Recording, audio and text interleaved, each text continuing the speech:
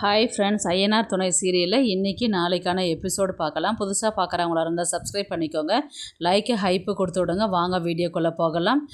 நேற்றுக்கு எபிசோடு எதில் முடிச்சிருப்பாங்கன்றது பார்த்திங்கன்னா, கல்யாணம் நின்னதுனால எல்லாருமே அங்கே கோவிலே கொஞ்ச நேரம் பேசின்னு இருப்பாங்க. அதுக்கப்புறம் வீட்டுக்கு வந்துட்டு எல்லாருமே சேரனை வந்து விசாரிச்சுட்டு இருப்பார். சும்மா ஏதோ துக்கம் விசாரிக்கிற மாதிரி விசாரிக்காதீங்கடா, அவங்கவுங்க வேலையை பாருங்கள் அப்படின்ற மாதிரி வந்து சேரன் சொல்லுவார். அப்படியே எபிசோடு முடிச்சிருப்பாங்க. இன்றைக்கி வந்து பார்த்திங்கன்னா காலையில் வந்து பார்த்திங்கன்னா இவங்க நிலா தான் வந்து பேசுவாங்க. எல்லாருக்குமே டீ போட்டு கொடுத்து விடுவார் சேரனை. அதுக்கப்புறம் நிலா வந்து என்ன சொல்லுவாங்கன்னா, எந்த பிரச்சனையாக இருந்தாலும் மனசுலே போட்டு யோசிக்காதீங்க. பிரச்சனைன்றது வந்து கஷ்டமாக தான் இருக்கும் நடந்ததை யோசிக்கும் போது. ஆனால் அது எதுவுமே நடக்காத மாதிரி எங்ககிட்ட நீங்கள் வந்து இருக்காதீங்க. எது இருந்தாலும் அதை வந்து ஒரு வெளிப்படையாக நீங்கள் உங்களுடைய அந்த கஷ்டத்தை வந்து வெளிப்படுத்துங்க அப்படின்ற மாதிரி தான் வந்து நிலா வந்து சேரன்கிட்ட சொல்லுவாங்க. அப்படிலாம் ஒன்றும் இல்லைப்பா, எனக்கு என்ன கஷ்டம்னா கல்யாணம் அடிக்கடி நிற்குதுன்றது ஒரு கஷ்டம். ரெண்டாவது சந்தா நிலைமை எப்படி இருக்குதுன்றது தெரியல. மூணாவது கடன் வாங்கி எல்லாமே செலவு பண்ணோம் இல்லையா, அது என்ன ஆச்சுன்றது தெரியல. இப்படி கல்யாண செலவுன்னு சொல்லிட்டு ஏகப்பட்டது வந்து நிற்குது இல்லையா, இதெல்லாம் யோசித்து பார்க்கும்போது கொஞ்சம் கஷ்டமாக இருக்குது அப்படின்ற மாதிரி வந்து சொல்லுவாங்க. உடனே பாண்டியன் வந்து என்ன சொல்லுவார்னா, முதல் 2 விஷயம்னா கூட அக்செப்ட் பண்ணிக்கலாம். நீ கல்யாணத்துக்கு செலவு பண்ணதை பற்றிலாம் நீ யோசிக்காத, அதெல்லாம் எங்களுடைய பிரச்சனை, அதை நாங்கள் பார்த்துக்குறோம், நீ அதெல்லாம் யோசிச்சுட்டு இருக்காதானே அப்படின்ற மாதிரி தான் வந்து பாண்டியன் வந்து சொல்லுவார். சரிப்பா, நான் டைம் ஆகிடுச்சு, இன்றைக்கி இன்ஜினியர் வருவார், நான் நேரத்தோடு கிளம்பணும் அப்படின்ற மாதிரி வந்து சொன்னதுக்கு உடனே பாண்டியன் வந்து என்ன சொல்லுவார்னா, நான் கொண்டு வந்து விட்டுட்டு வரேண்ணா அப்படின்ற மாதிரி தான் வந்து சொல்லுவார்.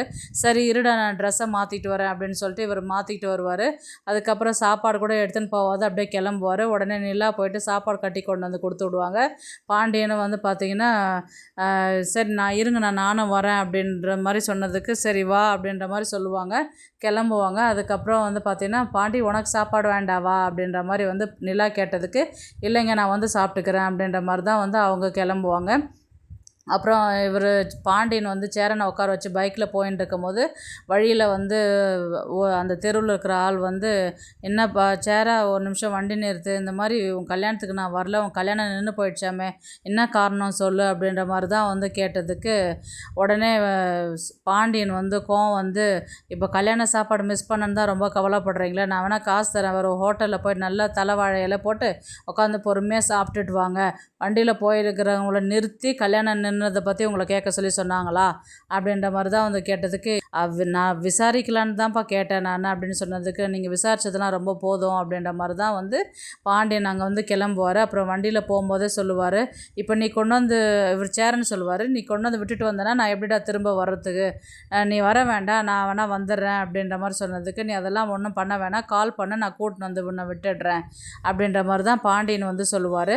எதுக்கு நான் கூட வரேன்னா, போகிறவங்க எல்லாருமே வந்து இந்த மாதிரி கல்யாணம் நின்றுச்சான்னு கேட்டுருக்கிறவங்ககிட்டலாம் பதில் சொல்லிட்டு போகிறதுக்கே டைம் ஆகும். அவங்கக்கிட்டலாம் யார்கிட்டையும் நீ பதில் சொல்லணும்னு அவசியம் கிடையாது, நீ கிளம்பி முதல்ல சைட்டுக்கு போ அப்படின்ற மாதிரி தான் சொல்லுவார்.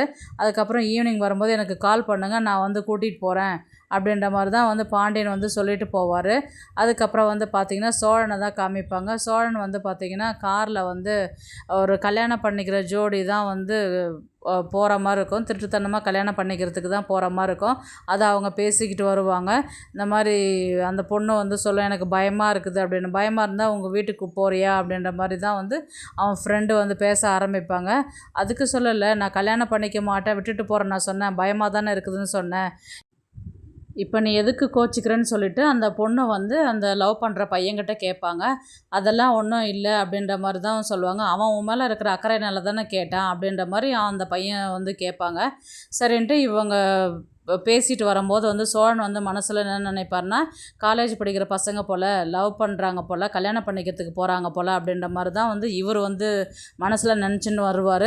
அதுக்கப்புறம் வந்து எல்லாருமே வந்து பூவெல்லாம் வாங்கிட்டிங்களா அப்படின்ற மாதிரி அந்த பின்னாடி இருக்கிற பையன் வந்து கேட்பான்.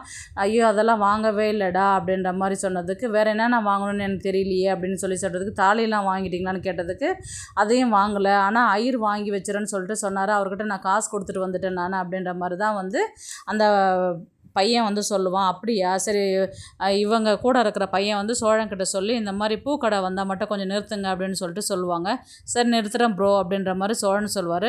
கடையும் வந்திருக்கும். இவர் காரை நிறுத்துவார். அவங்க 2 ஃப்ரெண்ட்ஸுங்கெலாம் இறங்கி போயிட்டு மாலை வாங்கிட்டு வர போவாங்க.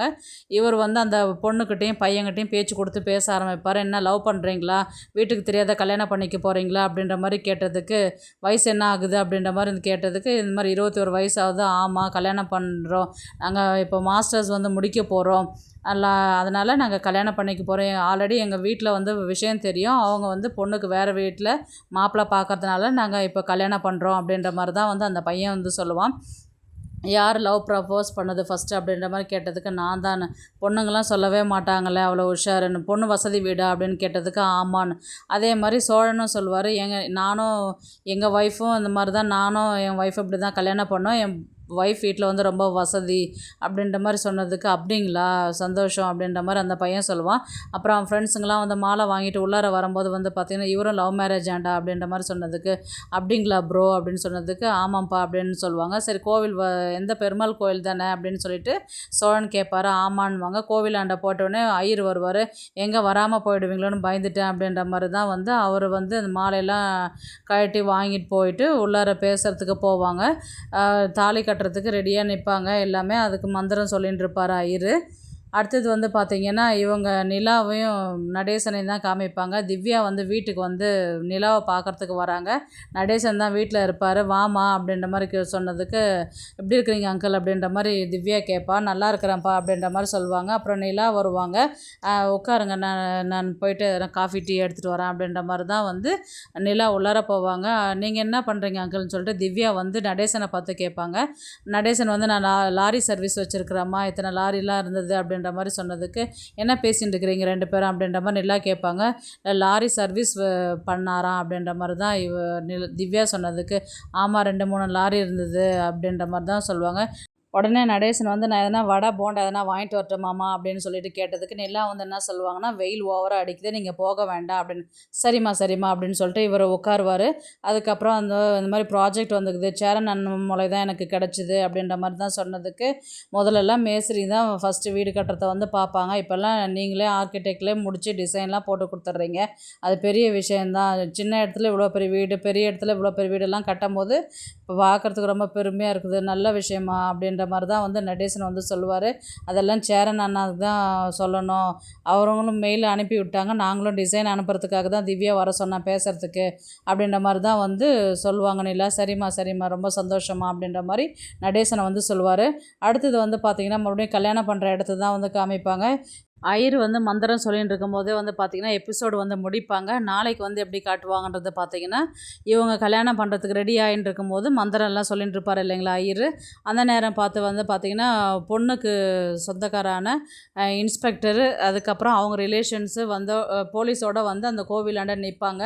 உடனே கூட இருக்கிற ஃப்ரெண்டு வந்து அங்கே பாருடா டே, அந்த பொண்ணுடைய சித்தப்பா அவங்க எல்லாம் வந்துட்டாங்க, போலீஸும் வந்திருக்குறாங்கடா அப்படின்னு சொல்லிட்டு சொன்னதுக்கு, கல்யாணம் பண்ணிக்க போகிற பையன் வந்து ஆளை விடுங்கடா சாமி அப்படின்ற மாதிரி தான் வந்து அவன் மாலையை வந்து கட்டி கொடுப்பான். உடனே சோழன் வந்து என்ன சொல்லுவார்னா, டேய் தாலி கட்டிட்டு போடா அப்படின்ற மாதிரி வந்து சொன்னதுக்கு, அப்பா என்னை விட்டுடுங்கடா சாமி அப்படின்ற மாதிரி அவன் என்ன பண்ணுவான், மாலையை வந்து சோழன்கிட்ட கொடுத்துட்டு அங்கேருந்து கோவில் பின்னாடி இருக்கிற செவுத்துலேருந்து எகிரி குதித்து ஓடிடுவானுங்க எல்லா பசங்களுமே.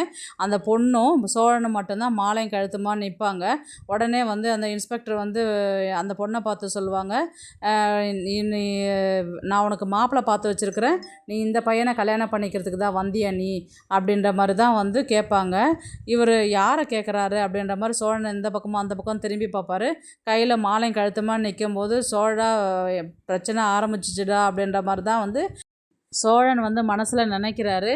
உடனே பார்த்தீங்கன்னா, இவருங்க சோழன் வந்து என்ன சொல்லுவாருன்னா, சார் நான் இல்லைங்க சார் மாப்பிள்ளை அப்படின்னு, எனக்கு தெரியும்டா நீ தான் அப்படின்னு சொல்லிட்டு அவர் இப்போ இன்ஸ்பெக்டர் வந்து சொல்லுவார். பொண்ணு வந்து என்ன பண்ணீங்கன்னா, இவர் இல்லை சித்தப்பா அப்படின்ற மாதிரி வந்து அந்த பொண்ணு சொல்லுவாள். இவர் இல்லைன்னா இப்போ இவன் தானே இங்கே இருக்கிறான் அப்படின்ற மாதிரி கேட்டதுக்கு, இல்லைங்க சார் நான் டிரைவர் சார், நான் இவங்களை கூட்டிகிட்டு வந்தேன் சார் அப்படின்ற மாதிரி தான் சொன்னதுக்கு, எது வந்தாலும் ஸ்டேஷனில் போய் பேசிக்கலாம் வா அப்படின்ற மாதிரி தான் வந்து இவங்க கிளம்பி சோழன் எல்லாருமே கூட்டிகிட்டு ஸ்டேஷனுக்கு போவாங்க.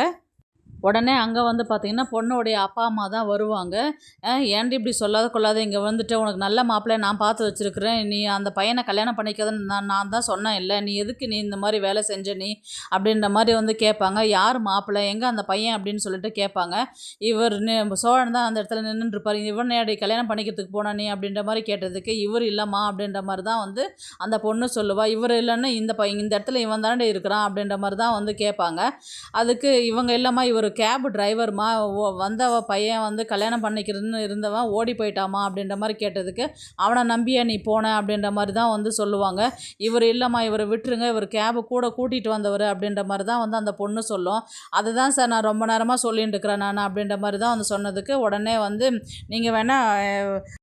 நீங்கள் வேணால் ட்ராவல்ஸில் எங்கள் ஓனர்கிட்ட வேணால் கேட்டு பாருங்கள், நான் கேபு புக் பண்ணி காலையில் தான் அவர் தான் கால் பண்ணி ஒரு சவாரி வந்துக்குதுன்னு சொல்லிட்டு சொன்னார்.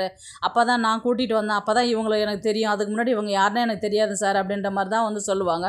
அப்படியா, இப்போ உங்கள் ஓனர் வந்து என்கிட்ட பேச சொல்லுன்னா நீங்கள் ஃபோனை போட்டு இவர் கொடுத்து விடுவார், அவர்கிட்ட பேசுவார். ஆமாம் சார், இந்த மாதிரி என் இடத்துல வேலை செய்கிற பையன் தான், என்ன பிரச்சனை அப்படின்ற மாதிரி கேட்டதுக்கு, இந்த மாதிரி ஒரு கல்யாண சவாரி வந்தது, இவர் நின்றுட்டு இருந்தால் அதனால் அரெஸ்ட் பண்ணி கூட்டிகிட்டு வந்தேன். அவன் அந்த மாதிரி பையன் இல்லை சார், அவனுக்கு ஏற்கனவே கல்யாணம் ஆகிடுச்சு அப்படின்ற மாதிரி தான் வந்து அவர் முதலாளி வந்து சொல்லுவார். அப்படிங்களா, சரி நீங்கள் வந்து ஒரு ஸ்டேட்மெண்ட் எழுதி கொடுத்துட்டு போங்க அப்படின்ற மாதிரி வந்து சொன்னதுக்கு, சரிங்க சார் நான் வரேன் அப்படின்ற மாதிரி தான் வந்து சோழனுடைய முதலாளி வந்து பேசிட்டு வைக்கிற மாதிரி இருக்கும். அதுக்கப்புறம் வந்து இவர் அரெஸ்ட் பண்ண விஷயம் வந்து பார்த்திங்கன்னா நிலாவுக்கு இன்ஃபார்ம் பண்ணுற மாதிரி இருக்கும். உடனே வந்து நிலா வந்து சேரனுக்கு கால் பண்ணி விஷயத்த சொல்கிற மாதிரி இருக்கும். இது என்னப்பா புது பிரச்சனை அப்படின்ற மாதிரி தான் வந்து எபிசோடை வந்து முடிப்பாங்க. பார்க்கலாம் கதையை வந்து எப்படி எடுத்துகிட்டு போகிறாங்கன்றது. இந்த வீடியோ உங்களுக்கு பிடிச்சிருந்தா ப்ளீஸ் லைக் பண்ணுங்கள், ஷேர் பண்ணுங்கள், சப்ஸ்கிரைப் பண்ணுங்கள். தேங்க்ஸ் ஃபார் வாட்சிங். இந்த வீடியோ பிடிச்சிருந்தா லைக் பண்ணுங்க, நம்ம சேனலை சப்ஸ்கிரைப் பண்ணுங்க. உங்க ஆதரவு ரொம்ப முக்கியம். நன்றி.